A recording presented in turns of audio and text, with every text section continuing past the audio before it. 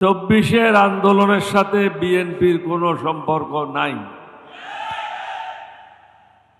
এটা কোনো আমি বলছি না, অন রেকর্ড আছে। তাহলে শহীদ হলো কারা? আজকে যারা মঞ্চে বসে আছে তাদের ছেলে মেয়েরা, সামনে যারা বসে আছে তাদের ছেলে মেয়েরা, বিএনপির কেউ না। আপনি বিদেশে ছিলেন, আপনাকে যা বলা হচ্ছে আপনি সেটাই শুনছেন, কিন্তু প্রকৃত অবস্থা আপনি দেখেন নাই। 20, 30, 40 লক্ষ লোক ঢাকাতে কিভাবে প্রবেশ করেছে এক একটা রাস্তা দিয়ে। যাত্রাবাড়িতে যান 15 লক্ষের উপরে, টঙ্গীর থেকে নিয়ে বনানী পর্যন্ত। মিরপুরের দিকে যান, মিরপুর থেকে নিয়ে শেরেবাংলানগর পর্যন্ত। এরকম প্রত্যেকটা রাস্তায় এক একটা রাস্তায় 10 লক্ষের উপরে লোক ছিল। এখানে ছাত্ররা ছিল, জামাতের অধিকাংশ ছাত্র নেতারা ছিল, সাধারণ জনগণ ছিল। তারা কি চেয়েছে? তারা তো কোনো টাকা চায় নাই, তারা কোনো কার্ড চায় নাই, কৃষক কার্ড চায় নাই, রেশন কার্ড চায় নাই। তারা চেয়েছে সুশাসন, শান্তিতে ঘুমানোর জন্য। আপনি তো সেই ব্যবস্থা করতে পারছেন না। আপনার সম্মুখে অনেকগুলি সমস্যা।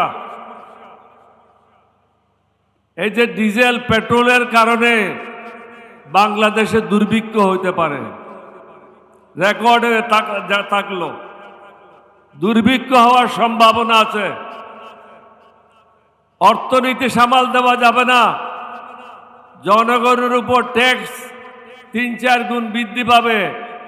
ইতিমধ্যে পেট্রোল, ডিজেল, অকটেনের উপরে অস্বাভাবিক হারে দাম বৃদ্ধি করেছে, যার প্রতিফলন প্রত্যেকের জীবনে ঘটবে। আইন শৃঙ্খলার অবস্থা মোটেও ভালো না। প্রত্যেক দিন দেখেন কয়েকজন লোক বিভিন্ন জায়গায় মারা যাচ্ছে। চাঁদাবাজিতে লিপ্ত আপনার দলের লোকেরা, আপনি বহিষ্কার করছেন। বহিষ্কার তো এটা কোনো কাজ না। তাকে জেলে ঢুকান, তাকে সাজা দেন, জনগণকে দেখান আপনি জিয়া সাহেবের ছেলে, বেগম জিয়ার ছেলে, আপনি দেশকে শাসন করতে জানেন। না হলে পরামর্শ নেন। যারা আপনাকে ঘিরে রেখেছে এই বেষ্টনীর থেকে বের হন। বেষ্টনীর থেকে বেরিয়ে জাতীয় যে সমস্যা, আইন শৃঙ্খলা, দ্রব্যমূল্য, ট্রাফিক জ্যাম, ডিজেল পেট্রোলের সমস্যা, অর্থনৈতিক সমস্যা, আন্তর্জাতিক সমস্যা এবং 3য় বিশ্বযুদ্ধ হবে, এটা এড়িয়ে দেওয়া যায় না। সুতরাং এই দিকে মন না দিয়ে আমাদের বিরোধী দলীয় নেতাদের সাথে বসেন, তাদের সাথে বসে জাতিকে এগুলি থেকে কিভাবে মুক্তি দেবেন সেটাই চিন্তা করেন। 2-3 দিনের মধ্যে সংস্কারের যে কথাগুলি আছে সেটা বাস্তবায়ন করেন। কেউ বলছে সংস্কার, কেউ বলছে অ্যামেন্ডমেন্ট।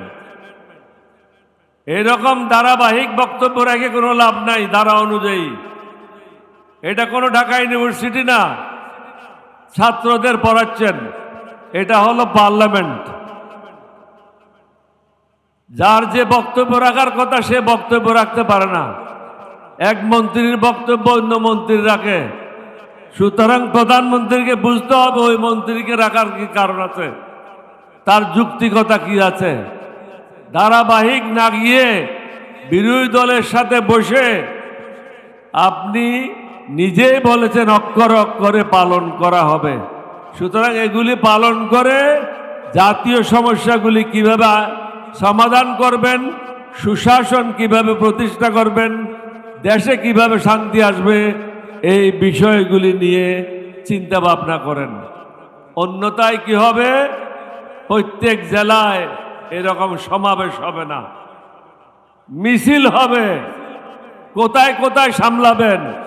66 জেলায় 64টা মিছিল হবে। কোথায় সামলাবেন? আপনার পক্ষে কি সামাল দেওয়া সম্ভব? ঢাকাতে হলে হয়তো আর্মি নিয়ে আসবেন, পুলিশ নিয়ে আসবেন, কিন্তু একই সময়ে 64 জেলায় এবং প্রত্যেকটা উপজেলায় যদি হয়, সামাল দেওয়ার ক্ষমতা আপনার সরকারের নাই, আপনার মন্ত্রীদের নাই। এই কথাগুলি চিন্তা ভাবনা করেন, অভিজ্ঞ লোকদের পরামর্শ নেন। ভয়ে বসে থাকেন না, অহংকারে বসে থাকেন না। আর যারা কান কথা বলে তেল মারে, তাদের থেকে দূরে থাকেন। আপনাদের সবাইকে ধন্যবাদ। সবশেষে আমি বলবো, শফিক সাহেব এবং জামাত ইসলাম আমাদেরকে যে সুযোগ দিয়েছে আপনাদের সাথে একাত্মতা ঘোষণা করার জন্য, আমি এলডিপির পক্ষ থেকে ওনাদের সবাইকে আন্তরিক মোবারকবাদ জানাচ্ছি। আসসালামু আলাইকুম। মঞ্চে উপবিষ্ট প্রধান অতিথি,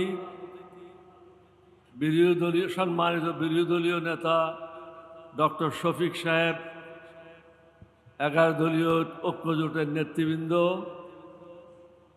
শহীদ পরিবারের সদস্যবৃন্দ, আহত সদস্যবৃন্দ, ভাই ও বোনেরা, আসসালামু আলাইকুম ওয়া রাহমাতুল্লাহি ওয়া বারাকাতুহু।